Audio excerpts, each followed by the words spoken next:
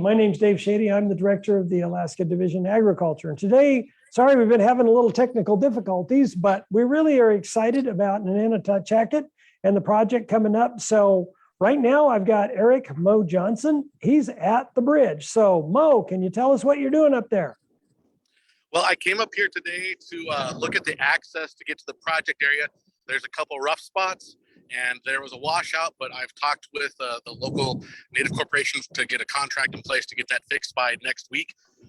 June 10th, we're going to have an agriculture education event right here in the parking lot of right next to the new Totchaket Bridge on the Nenana River. Like I said, it's a week from Friday, so June 10th. And then June 11th, we're going to be in the project area, specifically looking at sites. So any farmers or prospective buyers that are thinking of buying land, June 11th is the day to come out to the project area. We're going to have mining land water staff has confirmed.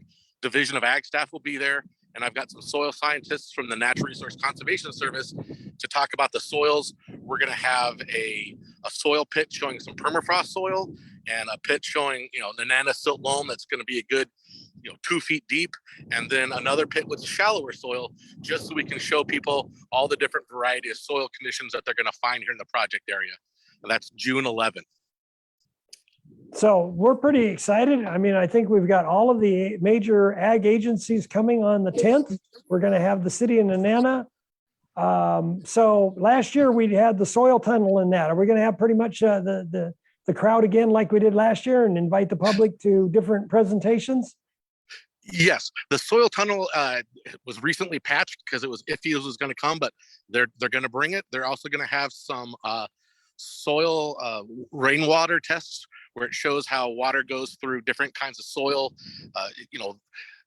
Good healthy soil really filters the water, whereas just recently tilled soil doesn't filter water as effectively. They'll show all that kind of information for people too. But yeah, the soil tunnel, that there's going to be folks talking about invasive species, those concerns. I think we're going to have some soil health people talking from UAF and the Soil and Water District. There's going to be AVI, the Alaska Village Initiatives, are going to talk about some of their online content. They're trying to reach out to Alaskans that don't have access to, the road area, I think is one of their goals. The Division of Ag is going to be there, Mine Land Water, Division of Forestry. I think the Farm Service Agency is going to have some information about their loans. I know we're going to have information about the Agricultural Revolving Loan Fund. That information from the Division of Ag is going to be there. Just lots of people sharing lots of information. Right. And I've invited the governor to come, and unless his schedule gets disrupted, I think he's going to come get a tour of the area. So it's pretty exciting. I know a number of legislators have expressed interest, and everybody really wants to see how we're getting this started off. And so this is the land's going on sale when now?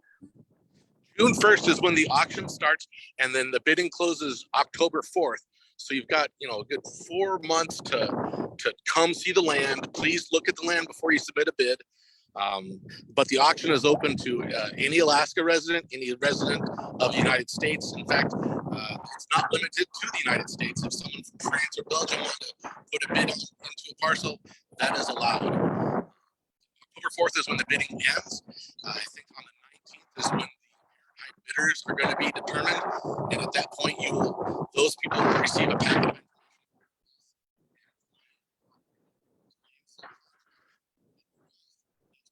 of I'm losing him. They have to have all that back to us and approved by March 26th or 16th, one of those 2 dates, and then their contract can start, and then they can start working the land. All right. Well, we lost some of that, but the bottom line is late fall, we'll open the bids, and then by spring, you should be ready to go out on the land. So one of the things that I'm really happy to see is that we've cleared the lot lines. So you will know where your corners are. You'll know where the roads are going to be put in. Some of the roads are there, but you can clearly see where the rest of the access roads, and we'll get started on putting in access roads and electricity. That design work is being discussed and developed for next year as well. So we've got a really good start for this project. And I'm pretty excited to see where we're going to be able to go with this. It's not a small, we're looking at 2,000 acres out of 148,000 acres that we're looking at. So probably around 100,000 acres over the next 30 years.